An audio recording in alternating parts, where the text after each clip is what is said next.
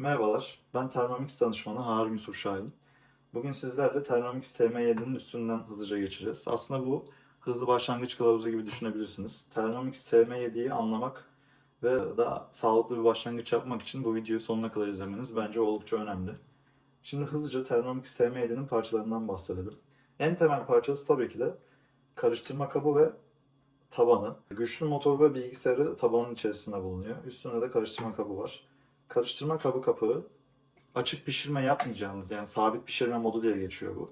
Sabit pişirme modu yapmayacağınız her daim kapalı olmak zorunda. Zaten kapak kapalı olmadığı sürece ısıtıcı ve motor çalışmayacaktır. Bu gördüğünüzde karıştırma kabı kapağının kapağı. Bu da karıştırma kabı kapağı diye geçiyor. Bu kapağı varomayı takmayacağımız her daim kapalı olmak zorunda. Tabi bazen bazı pişirme tariflerinde taşmayı önlemek için, mesela mercimek çok hızlı taşan bir malzeme. Şu şekilde açık bir şekilde bunu üstüne koymanızı isteyebilir. Zaten bütün aksesuarların ne zaman kullanılacağı her zaman tarifte yazar. Yani bunlar herhangi bir ezbere bilgiye gerek yok. Bir diğer aksesuarımız da süzgeç. Süzgecin içinde farklı tahıllar, pirinçler, etler, sebzeler, hemen hemen her şeyi pişirebiliyoruz. Bazen de gerçekten süzgeç görevi görüyor. Mesela limonata yaptıktan sonra şunu şu şekilde koyarak limonatanın posasının akmasını engelleyebiliyoruz. Farklı kullanım alanları var. Bunu da birazdan görüyor olacağız. Ve özellikle çoklu pişirmede kullanacağımız varoma aksesuarlarımız var. Varoma, aroma ve vaporun birleşiminden geliyor. Yani buharda pişen, aromasını koruyan gıdalar pişirmemize yardımcı oluyor. Şu en altta gördüğünüz varoma tabağı, varoma tepsisi ve bu da varoma kapağı. Varomada pişirme yapıyorsak, mesela 3 katlı pişirme yapıyorsak, kapağı her zaman üstünde olmak zorunda. Diğer türlü sağlıklı bir pişirme yapamayız. Mesela bazen burada çorbamızı pişiriyoruz. Şu kısma sebzelerimizi koyuyoruz. Brokoliyi veya farklı dilediğiniz sebzeleri. Bu zaten tariflerde bu var. En üstünde balık veya sebze veya et, köfte pişirmek istediğimiz diğer gıdayı koyuyoruz. Böylece altta çorba pişerken çorbanın buharını konsantre bir şekilde varomanın içinde topluyor ve varomanın içindeki gıdalar suyunu tam olarak akıtmadan aromasını içinde koruyarak pişiyor. Hem pişirme sağlıklı yöntemi diye geçiyor zaten. Bir diğer aksesuarımız spatula. Spatula aslında çok temel bir özelliği var. Karıştırmak, sıyırmak. Fakat bunun yanında farklı kısımları da var. Bu kısımların da fonksiyonları var. Şimdi bir fonksiyonu şu gördüğünüz süzgece elimiz değmeden içinden alabilmek. Bunun içinde pilav veya et veya herhangi bir şey pişirdikten sonra çok sıcak olacaktır. Yani direkt bu şekilde elimizde bunu alamayız. Bunun çok pratik bir yöntemi var. Şurada gördüğünüz çengeli, spatulanın şurasında bir kısım var. Buna alıştıktan sonra çok kolay bir şekilde alabilirsiniz. Şöyle hızlıca göstereyim. Şu şekilde alabiliyoruz sepeti. İstediğimiz yere taşıyabiliyoruz. Veya farklı bir fonksiyonu, sepetin şurada bir açıklık var, görüyorsunuzdur. Bu şekilde elimizi değdirmeden tekrar sepeti açabiliyoruz. Spatulanın farklı bir özelliği daha var. Şurada bir düzlük görüyorsunuzdur. Bunu şu şekilde tezgaha koyduğunuz zaman sağa veya sola devrilmeyecektir. Yani bu şekilde tezgahı kirletmeyecektir. Diğer fonksiyonun da altında bir açıklık var. Bu açıklık aslında bıçağın sağa sola dönmesini sağlıyor karıştırma kabı elimizdeyken. Karıştırma kabının içinde sert bir hamur yoğurduğumuz zaman, bazı hamur türleri sert oluyor ve bunu şu şekilde çevirdiğimiz zaman şurada sabit kalabilir, düşmeyebilir. Ama biz ne yapıyoruz? Bunu ters çeviriyoruz. Şurada bıçak altını görüyorsunuz. Şunu şu şekilde şöyle sağa sola çevirerek içindeki hamurun kolayca kaptan ayrılmasını sağlayabiliyoruz. Ve en başta bahsettiğimiz temel fonksiyonu şu şekilde yaparak, uzun bir kısmı var, tüm karıştırma kabını tek seferde sıyırabilirsiniz. Zamanla spatulanızın hasar görmesini engellemek için her zaman saat yönünde çeviriyoruz. Çünkü bıçağın bir tarafı kör, bir tarafı keskin. Keskin tarafı Spatula'ya hasar vermemesi için dediğim gibi şu şekilde saat yönünde çeviriyoruz. Şu kısmı da elastik, bu kısmı da elastik. Tabanını sıyırmak için de kullanabilirsiniz. Spatula'nın işlevleri bu şekilde. Karıştırma kabının içinde bıçak görüyorsunuz. Bıçak şu şekilde döndüğü zaman, yani saat yönüne doğru döndüğü zaman kesme doğrama işlemleri yapıyor veya öğütme işlemi yapıyor. Tam tersi döndüğü zaman, yani kör kısımları var, keskin olmayan. Bu şekilde döndüğü zaman hassas gıdalara zarar vermeden karıştırabilir. Veya kesmeden direkt hızlı şekilde döndüğü zaman parçalara ayırabilir. Hamur yoğurma modunda mesela bıçak özel bir hız ayarında bir sağa bir sola dönerek hamurlarınızı kusursuz homojen bir şekilde yoğurabilir. Şu gördüğünüz yüksek kalite paslanmaz çelik gıdalarınızı ilk teması sağlıyor. Altında da ısıtma sistemi var. Yemek yaptıktan sonra nasıl yıkayabiliriz? Kendi temizlik fonksiyonlarını kullanabiliriz. Veya elimizle yıkayabiliriz. Veya bu parçaları bulaşık makinesine atabiliriz. Ama bulaşık makinesine atmadan önce bunların hepsinin parçalarına ayırmamız gerekiyor. Şurada gördüğünüz bir kol var. Bunun nasıl söküleceğini gösterelim. Kolu özellikle şu şekilde tutarak ters tutarsanız ve kolu açarsanız içindeki bıçak serbest kalacağı için düşüp size veya objelere zarar verebilir. Mutlaka bu şekilde tutuyoruz. Şöyle kolu açıyoruz. Kolu açtıktan sonra bıçak gördüğünüz gibi serbest kalıyor. Bıçağı koyalım. Bıçakla birlikte paslanmaz çelik tabii ki de serbest kalıyor. Ve elimizde kabuğumuz kalıyor. Bu kabuğun da aslında çok önemli bir işlevi var. Öncelikle bütün mekanizmayı burada sabit tutmak ve gerektiği zaman kapağı ve kendisini gövdeye sabitlemek, kilitlemek. Diğer bir fonksiyonu içinde gıdaları parçalarken dışarı çıkacak olan sesi minimize etmesi ve bir nebze de termos görevi görüyor. Yani karıştırma kabının içinde soğuk dondurma yapıyorsanız daha soğuk kalması, çorba yaptıysanız da daha sıcak kalmasını sağlıyor. Şimdi nasıl söktüysek aynısını ters bir şekilde geri takalım. Öncelikle şu gördüğünüz gövde kısım tuttuğumuz hazne ile aynı hizaya gelerek içine oturtuyoruz. Ve sonra bıçağı üstünden tutarak şu şekilde tam anlamıyla çevirerek oturmasını sağlıyoruz. Hepsini yaptıktan sonra şöyle kilitliyoruz ve tekrar yerine sabitliyoruz. Kapağını kapatıyoruz. Şu kısım haznede şu kısım geliyor.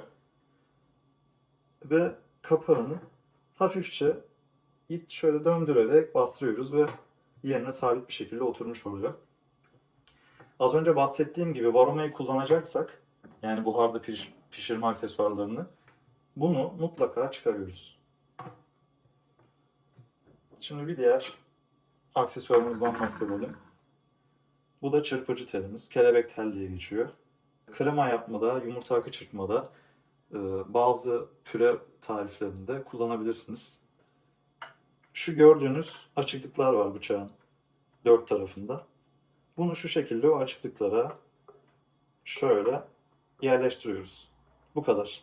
Ve bu çırpma telini taktığımız zaman maksimum hız 4'te kullanıyoruz. Hız 4'ten sonrası çok hızlı döneceği için çırpma telimize zarar verebilir. Dediğim gibi tarifin içinde bunu ne zaman takmanız gerektiğini zaten söyleyecek. Siz manuel kullanıyorsanız unutmayın, maksimum hız 4'te kullanıyoruz. Şimdi de biraz gövdeden bahsedelim. Gövdenin arkasına gördüğünüz kablo koyduğunuz konuma göre uzun kalabilir veya kısa kalabilir. Şöyle dışarı çekerek uzatabilirsiniz kabloyu. Tekrar içeri doğru iterek, sararak kısaltabilirsiniz.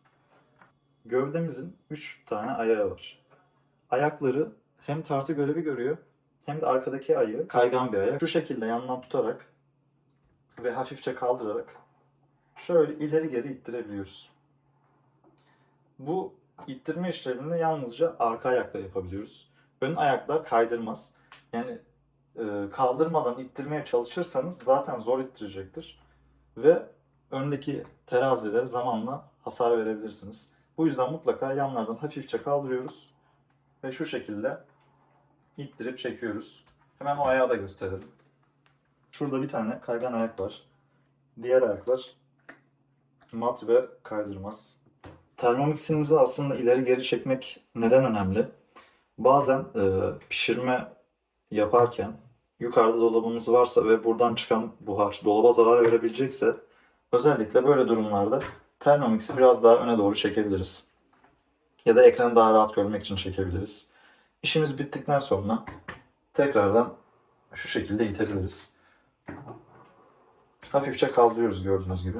Çok dengesini bozmadan çok hafif kaldırıp rahatça ileri geri yerini değiştirebiliriz. Şurada gördüğünüz bir ışık var. Karıştırma kabına vuruyor ve oldukça estetik duruyor. Bu ışık ısıtma fonksiyonu açıkken hafifçe yanıp söner. Şu an gördüğünüz yeşilse çok el yakmayacak sıcaklıklarda olur. Bu sıcaklık arttıkça önce sarıya, sonra turuncuya ve en son kırmızıya doğru 100 derecelere, 80 derecelere doğru artık kırmızı olur. Yani bu ne demek? Karıştırma kabı içinde yüksek sıcaklıkta bir gıda var. Dikkatli olun anlamına geliyor. Thermomix çalışırken başında beklememize gerek yok. Fakat iki farklı senaryo hariç. Yoğurma yaparken özellikle içinde yüksek kilogramlı hamur varsa hamur sertleştikçe Thermomix'iniz biraz şu şekilde hareket edebilir. Özellikle tezgahınızın yanı, sağ solu, ön tarafında bir açıklık varsa ve Thermomix zamanla hareket ederek düşebilecek konuma gelebileceği için başında beklemenizi tavsiye ediyoruz. Diğer senaryo da hız 10'da çalıştırdığınız zaman yani yüksek hızlarda doğrama yaptığı zaman başında beklemenizi tavsiye ediyoruz. Diğer türlü hiçbir şekilde zaten Thermomix yüksek güvenlik önlemleriyle üretildiği için herhangi bir sıkıntı olmayacaktır. Pişirme veya diğer fonksiyonları gerçekleştirirken siz de diğer işlerinize zaman ayırabilirsiniz. Şimdi biraz da Thermomix'in 10 inçlik ekranından bahsedelim. Şu gördüğünüz ana ekran, burada bir ev ikonu var. Açıldığı zaman bu ekranda açılıyor. Ve şöyle hızlıca burada hangi ekranı seçtiyseniz o ekran burada gösteriliyor. Aşağı doğru indiğimiz zaman şurada ismimiz yazıyor. Ayarlardan ismimizi değiştirerek şurada ismimizin yazmasını da sağlayabiliriz. Aşağı doğru inersek favoriler var. Biraz daha iniyoruz. Yakın zamanda pişirilenler. Veya Cookie'de o gün hangi kategorileri size sunmak istiyorsa farklı farklı kategoriler görebilirsiniz. Ana ekranı düzenle diyerek bolca ilham almayı seviyorum derseniz farklı tarifleri her zaman ön plana çıkaracaktır. Veya modlara yakın olmayı seviyorum derseniz ana sayfada sizin belirlediğiniz modlar, yani hızlıca bu modları çok sık kullanıyorsanız direkt ana sayfadan erişebilirsiniz. Ben kendimi organize etmeyi seviyorum, tercih ediyorum. Hem burada iki farklı tarif gösteriliyor veya burada takvimim gözüküyor. Diğer kalan 4 kısımda da kendi belirlediğim, çok sık kullandığım modlar yer alıyor. Şu şekilde sonraki diyerek şurada tekrardan modları düzenleyebiliriz. Ben bu şekilde kalmasını istiyorum. Bitti dedim. İkinci kısma gelelim. Şu büyüteç veya arama ikonuna tıkladığımız zaman Cookie'nin genel ekranına ulaşıyoruz. Burada binlerce tarife şu şekilde ulaşabiliriz. Bu tarifleri nasıl listelemek istiyorsak şurada bazı ayarlar var. Mesela dolabımda mevcut malzemeler neyse şuraya dahil edilecek malzemeleri arayın var. Buraya o malzemeleri yazarsak tuz, su, zeytinyağı, şeker, tereyağı mesela bize bazı örnekler sundu. Veya bazı malzemelere alerjimiz varsa tekrardan hariç tutulacak malzemeleri buraya girebiliriz. Buraya girdiğimiz malzemeleri içeren tarifler burada asla gösterilmeyecek bunu girdikten sonra. Burada çok az tarif gösterildiğini düşünüyorsanız şu kategoriyi bir kontrol edebilirsiniz. Belki burada unutmuşsunuzdur, farklı bir ayarlar girmişsinizdir. Bu yüzden burada bütün tarifler çıkmayabilir. Ben şimdi herhangi bir ayar girmeyeceğim, kapatıyorum. Şurada kategori, süre, porsiyon kısımları var. Başlangıçlar, çorbalar, makarna, pirinç yemekleri, ana yemekler, et. Farklı farklı kategorilerle hızlıca istediğiniz tarifi bulabilirsiniz. Veya pişirme süresine göre ayarlamalar, aramalar yapabilirsiniz. Veya porsiyona göre bir arama yapabilirsiniz. Veya direkt şurada istediğiniz tarifi Cookie'de ara diyerek, mesela ben etsiz çiğ köfte aramışım. Mesela tıklıyorum ya da oraya yazıyorum. Şurada etsiz çiğ köfte tarifine ulaşabiliyorum. Tarifi bulduktan sonra, tıkladıktan sonra şöyle bir tarif sayfası açılıyor. TM7 ile birlikte burada birden fazla fotoğraf ve videoya erişebiliyoruz. Mesela yakından etsiz çiğ köftenin dokusuna şu şekilde bakabiliyoruz. Veya bir tane daha kaydırarak videosunu izleyebiliyoruz. Bu yeni bir özellik olduğu için her tarifte şu an yok. zamanla tüm tariflere ekstra fotoğraflar ve videolar ekleniyor. Üçüncü kategorimiz aslında bize özel bir kategori. Son pişirilenler, favoriler, tarif listelerim, koleksiyonlar ve oluşturulan tarifler. Yani burada bizim kendi hoşlandığımız tarifleri, son pişirdiğimiz tarifleri veya tariflerden listeler oluşturabiliriz. Mesela ben oluşturmuşum burada ana yemekler, çorbalar, içecekler. Bu şekilde siz de zevkinize göre kategori haline getirebilirsiniz. Oluşturulan tariflerde de sizin kendi oluşturduğunuz sıfırdan ve Thermomix'e aktardığınız tarifler bulunuyor. Son pişirilenlerden mesela mercimek çorbası ve haşlanmış pirinç yapmışım ben. Şöyle haşlanmış pirince gelelim. Ve buradan şu sayfanın devamına bakalım. Şöyle aşağı doğru indirdiğimiz zaman şurada tariflerin porsiyonlarını görebilirsiniz. Mesela servis miktarı değişti diyor. Ben genelde 2 kişilik yapıyorum pilavı. 3 veya 4 porsiyon da yapabilirsiniz siz. Daha da indirdiğimiz zaman gerekli malzemeler var. Gerekli aksesuarlar var. Thermomix TM7 sadece bu tarif için yeterliydi. Ama biz bir kek pişirmek isteseydik şu cihazlar ve aksesuarlarda ekstra bir fırın ibaresi görecektik. Ama şu an pilav yapmak için fırına ihtiyacımız yok ve orada da gözükmüyor. Şurada hızlıca hazırlık ve ipuçlarını görebiliriz. Ve notlar var. Bu notları biz kendimiz giriyoruz. Onu da şimdi göstereceğim. Daha da aşağıda besin değerlerini görebiliyoruz. Bunlara hızlıca şöyle üstteki kategorilerden erişebiliriz. Şimdi şurada yeni gelen bir özellik var TM7'de. İpuçları kısmı var. İpuçları kısmının üstünde bir tane yeşil nokta var. Ben mesela bu tarifte tıklıyorum. Biraz daha diri sevdiğim için süreyi 2 dakika düşürüp 18 dakikada pişiriyorum diye bir not girmişim. Çünkü bu pirinç tarifinin mesela 2 porsiyonu da 20 dakikada pişirmemizi öneriyor Thermomix. Fakat ben dediğim gibi bir tık daha diri bir pirinç sevdiğim için ipuçlarına 2 dakika düşürüp 18 dakika pişiriyorum diye girmişim. Ben bu tarifi ne zaman yapmak istersem bu ipucunu unutmayacağım ve buradan bakıp tekrardan aynı istediğim pirinç pilavı kıvamına ulaşacağım. Şöyle geri gelelim. Aynı şekilde mercimek çorbasında da var. Mesela buraya da bir ipucu girmişim. Şimdi mercimek çorbasının e, malzemelerinde kereviz sapı da var. Fakat kereviz sapı benim damak tadıma çok uygun bir sebze olmadığı için ben çorbaya katmıyorum. İpuçları kısmında ne yazmışım? Kereviz sapı yerine 2 diş sarımsak ekliyorum yazmışım. Normalde tarifin içinde sarımsak yok. Ben kereviz sapı yerine 2 diş sarımsak eklediğim için her zaman unutmayayım diye o notu buraya almışım. Bu not varsa dediğim gibi ipuçları kısmında bir tane yeşil nokta var. Başlata basmadan önce bu ipucunu mutlaka eğer eklediyseniz o şekilde oradan okuyabilirsiniz. Ve modlar kısmı var. Modlar kısmı Thermomix'in rehberli tariflerinden öte kendi manuel modlarıdır. Bunları kullanarak siz de kendiniz normal tencere gibi veya 20 farklı mutfak cihazı yerine geçtiğini söylemiştik. O cihazlardan biri görevinde kullanabilirsiniz. Manuel mod, ön yıkama, hamur, esmerleştirme, buharda pişirme, turbo. Burada farklı farklı bir sürü modlar var. Mesela ben en temel mod olan manuel moda basacağım. Manuel mod Thermomix'i normal bir tencere veya öğütücü, çırpıcı herhangi bir fonksiyonla kullanmamızı sağlıyor. Öncelikle şuradan süre seçiyoruz. Mesela ben 10 dakika seçiyorum. Saniyeyi seçmiyorum. Düz 10 dakika yeterli. Veya şuradan hızlıca süreyi arttırabiliyorum. Artı 5, artı 10, artı 30, artı 1 var. Sıfırlıyorum. Tekrar artı 10'a getiriyorum. Saniye boş kalabilir. Bir ısıtma işlemi uygulayacak mıyım? Evet, bir pişirme yapacaksam ısıtma işlemi uygulayabilirim. Burada hassas sıcaklıklar var. Manuel olarak maksimum 120 dereceye ulaşabiliyoruz bu fonksiyon için. Fakat şu an için herhangi bir gıda yok. Şimdilik çalıştırmayacağım.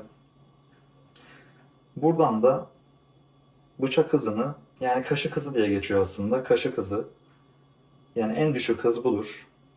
Sonra 0,5, 1, 1,5, 2, 2,5. Böyle 10'a kadar hızlar var. En yüksek hız 10. Ve bir de tabii turbo modu var. Turbo modu hız 10'dan da öte çok daha yüksek bir gücü motora 1 ya da 2 saniye ya da 0,5 saniye boyunca bütün gücü veriyor. O şekilde kullanmamızı sağlıyor. Şuraya 10 dakika ayarlamıştık. 10 dakika sıfırlayayım. 10 dakika ayarlayayım. Burada e, şu an hız 10'da olduğu için mesela ısıtma fonksiyonunu kullanamıyorum. Çünkü ısıtma fonksiyonunu kullanabilmek için maksimum hız 6 olması gerekiyor. Hız 6'ya geldik ve ısıtma fonksiyonu açıldı. Şu an mesela 1.5'a alayım. Ve ısıtma fonksiyonunu kullanabilmemiz için burada bir süreyi belirlememiz gerekiyor. Süreyi belirlemezsek eğer ve başlatırsak süre kendi otomatik artacaktır. Herhangi bir süre yok. Kapatana kadar çalışacaktır 99 dakikaya kadar. Ve bu şekilde güvenlik açısından herhangi bir sıcaklık bize izin vermiyor sıcaklık girmemize. Durduralım. Şurada 1 dakika ayarlayalım. Ve sıcaklığı mesela çikolata temperleyeceğiz belki. 37 derece getirelim. Ve hızını da ayarlayalım. Kaşık hızını aldım. Ve şurada gördüğünüz ikon şu an keskin tarafı dönüyor bıçağın. Biz bunu hassas bir malzeme yapacaksak ve parçalanmasını istemiyorsak şöyle tıklayarak bıçak yönü ters çevirme etkinleştirildi. Şu an bıçak ters dönecek. Yani kör tarafıyla döneceği için içindeki malzemeler herhangi bir kesme işlemi uygulamayacak. Süre, sıcaklık ve hız bilgisini girdik ve başlatıyoruz. Şurada dijital ikiz özelliği var. Bu dijital ikiz nedir? Karıştırma kabının durumunu, anlık durumunun aynısını burada dijital olarak yansıtır. Yani kapağı çıkartırsam gördüğünüz gibi kapak burada da kapağın çıkarıldığını dijital olarak bize bildiriyor. Kapağı takarsam kapandı ve tekrardan otomatik başladı.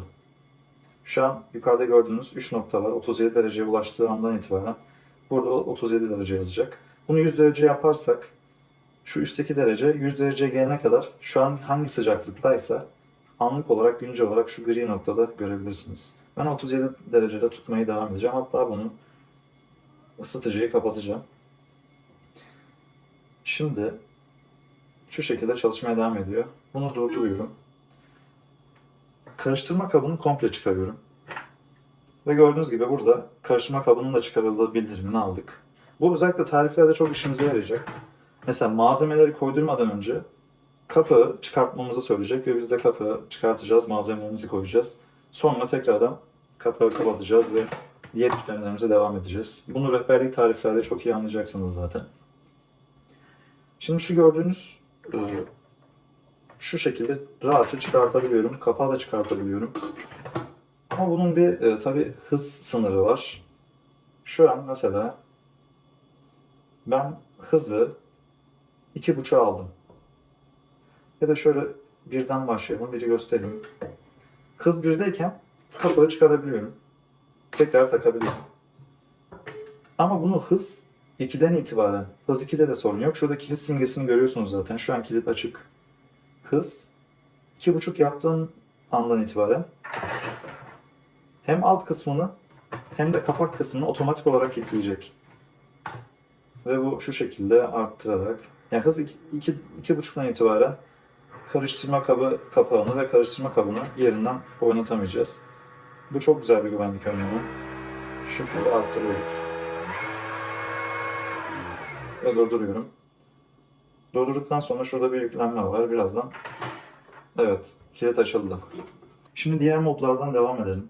Bütün modlara çok detaylı bakamayacağız. Video çok uzamaması gerekiyor. Fakat ön yıkama modundan mesela hızlıca şurada görebiliriz. Dibi tutmuş seçeneği, yağ ve karamel, genel gıda, hamur.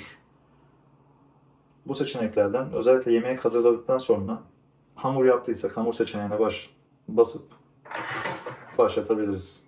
Burada da ortalama kaç dakika sonra hazır olacak bunu görebiliriz. Bu süre içindeki kirliliğin miktarına göre otomatik olarak cihaz tarafından belirlenir. Ve şurada ipuçlarını göster kısmı var. Bu bütün manuel modlarda sizin çok işinize yarayacak.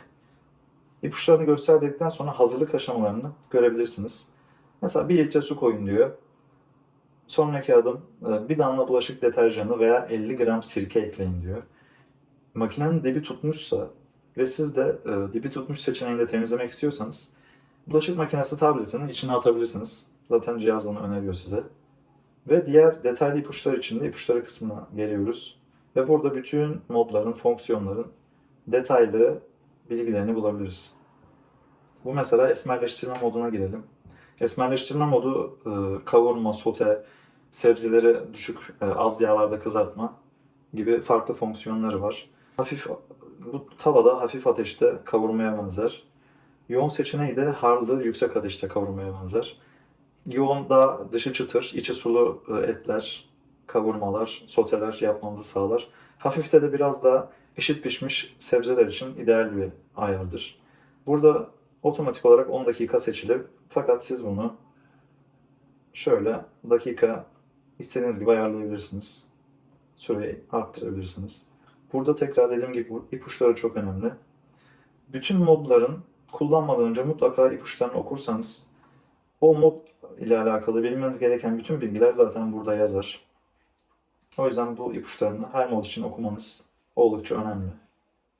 Gördüğünüz gibi diğer modlar da bu şekilde. Ama ekranda şuraya basarsak da gördüğünüz gibi tartıyı aktifleştiriyoruz. Beşinci kategoride de haftam, ayarlar, profil, cookie'do, hetici içerikler gibi diğer ayarlara ulaşabilirsiniz. Şimdi bir de rehberli pişirme ekranından bahsedelim. Cookie'do arama ekranına geldim. Şuradan mesela bir tarif seçeceğim. Şu an ne yiyebilirim, ne pişirebilirim. Mesela iniyorum. Ne seçebiliriz? Mesela kadın budu köfte ve patates püresi. Bazı tarifler menü tariflerdir. Yani şurada bahsettiğim gibi burada çorba, sebze, tavuk, üçlü menü pişirebiliriz. Veya altta etin sosu pişerken ortada pirinç pilavımız pişebilir e, süzgecin içinde. Ve onun da üstünde sebzelerimiz ve etimiz varomanın içinde pişebilir. Yani çok kısa bir süre içerisinde 3 veya 4 farklı çeşit yemek yapabiliriz. Tüm aksesuarları kullanarak.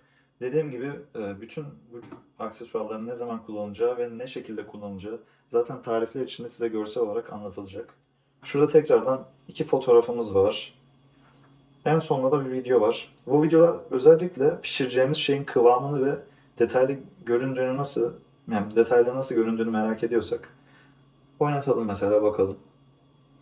Tüm tarife uyarsak şu şekilde bir sonuca varacağız. Burada mesela videolarla görebiliyoruz. Çok güzel bir özellik.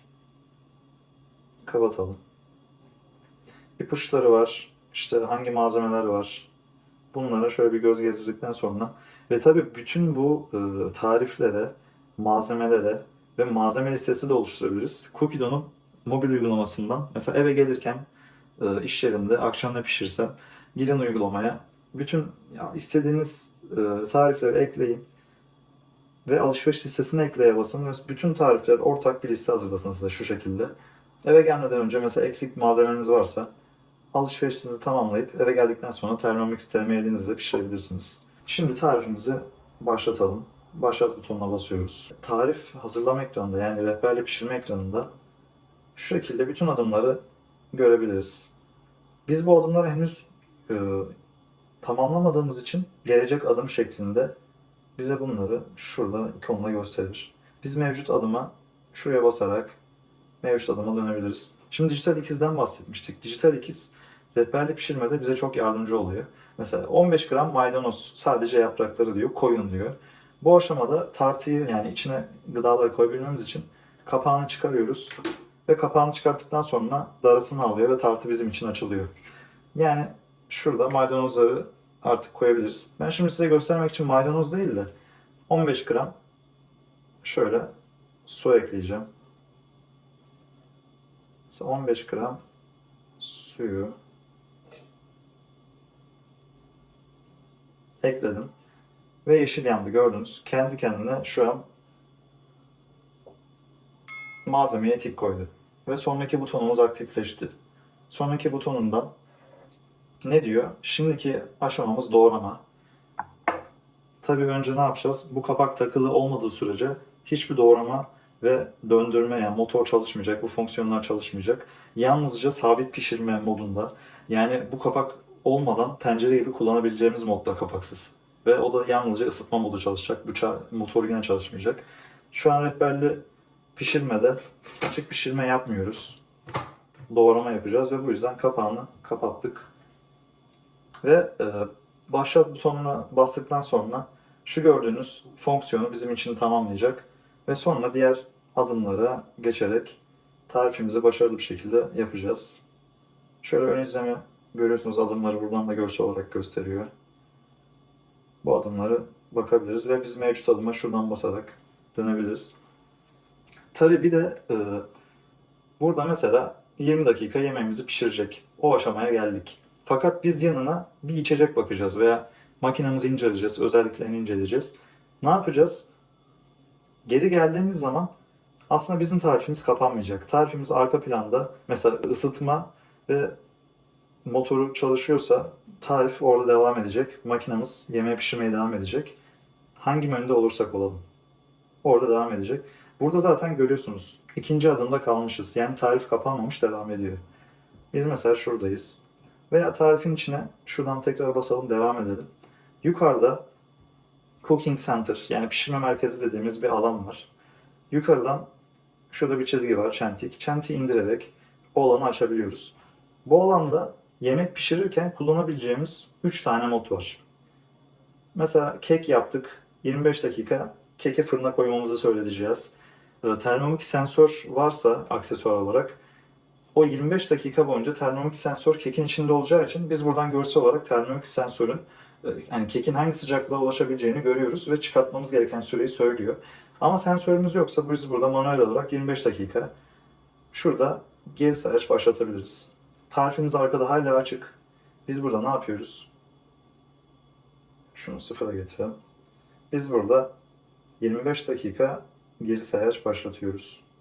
25 dakika ayarladım. Bu benim kekimin pişme süresi. Fırına koydum, başlattım. Şu an bu fonksiyon çalışıyor. Biz tekrardan indiriyoruz. Zamanlayıcı açık ve tarifimiz açık. Şu an iki fonksiyon çalışıyor. Biz tekrar tarife dönebiliriz. Tarife dönersek yukarıda gördüğünüz gibi geri sayım yukarıda hala bize çalışmaya devam ediyor. Bittikten sonra da öterek bize uyaracak. Veya şurada tekrar tartıyı açabiliriz. Üstünde mesela pişerken hız 2'ye kadarsa eğer motor 2'den yüksek bir hızla dönmüyorsa tartısını kullanabiliriz. Mesela burada yemeğimiz pişerken üstüne biz farklı bir şeyi tartabiliriz. Tekrardan gelelim. Veya yemek arasındayız. Çoklu pişirme yapıyoruz. Önden bir sos hazırladı. İçine farklı malzemeler koyacağız. Biz o malzemeleri koymadan önce rehberli pişirmede de karıştırma kabını sudan geçirin veya temizleyin diyorsa istersek çeşmenin altına sudan geçirebiliriz. Veya tarifimiz açıkken tekrar yukarı çekip şurada hızlı 3 menü, 3 fonksiyon vardı belirlenen. Şuraya tıklayarak burada temizleme fonksiyonlarını çalıştırabiliriz. Ama onun harici tekrar gelelim tarifimize. Tarifimiz burada çalışıyor. Ve şuradan menüler arasında gezinti yapıyoruz. Mesela ne demiştik? Orada yemek pişerken ben yanında eşlikçi başka bir yemek bakacağım.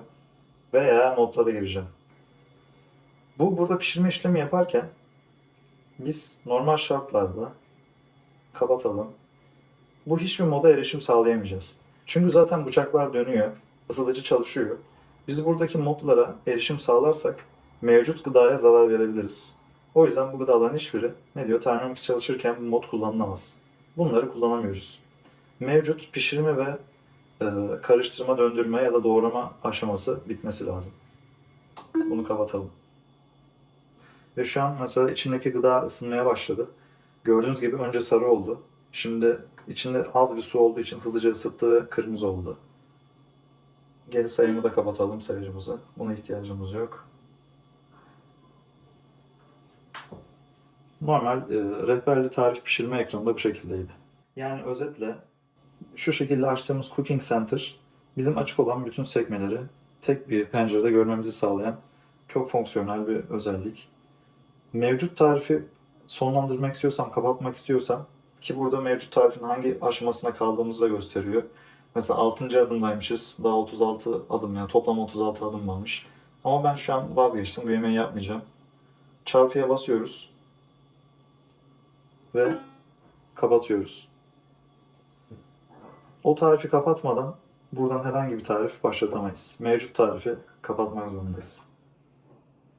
Şimdi bir de Thermomix'in ölçü dilinden bahsedelim. Şuraya et çiğ köfte tarifini açıyoruz. Başlata basıyoruz. Normal sebzeleri, gıdaları, etleri, diğer bütün gıdaları 60 gram veya 50 gram, 40 gram neyse gramaj biçiminde söyler zaten. Şu kapağı açarak aktifleştirelim tartısını. Fakat bazı taneli sebzeleri mesela 3-4 diş olarak söylemiş. Biz 60 gramı koyduktan sonra bu zaten otomatik olarak makine buna tik koyacak. Biz şu an manuel olarak tik koyduk. Ama 3-4 dişi koyarsak 3-4 dişi ölçmeyeceği için çünkü her diş farklı bir gramajda olabilir. Bunu kendimiz tik koyacağız. Veya toz tatlı kırmızı biber diyor. 3 yemek kaşığı. Bazen TK yazıyor, bazen YK yazıyor. Yemek kaşığı veya tatlı kaşığı. Şurada mesela burada ne demiş? Limon suyu demiş. Limon suyu 1 ve 1/2 tatlı kaşığı demiş. Yani bir tatlı kaşığını garanti içine atacağız. Ve ekstradan yarım tatlı kaşığı daha ekleyeceğiz. Bu şekilde bir gramaj dili var. Veya tuzda ne demiş? Bir tatlı kaşığı atacağız ve 1/8 tatlı kaşığı daha atacağız. Veya sadece 1/8 dediyse e, bir tatlı kaşığının 1/8'i kadar yani ucuyla atabiliriz kabaca. Ölçü sistemi de bu şekilde. Thermomix TM7'nin genel özelliklerinden, aksesuarlarından ve fonksiyonlarından bahsettik. Hızlı başlangıç rehberimiz bu şekildeydi. Herhangi bir soru veya yardıma ihtiyacınız olsa her zaman bana ulaşabilirsiniz.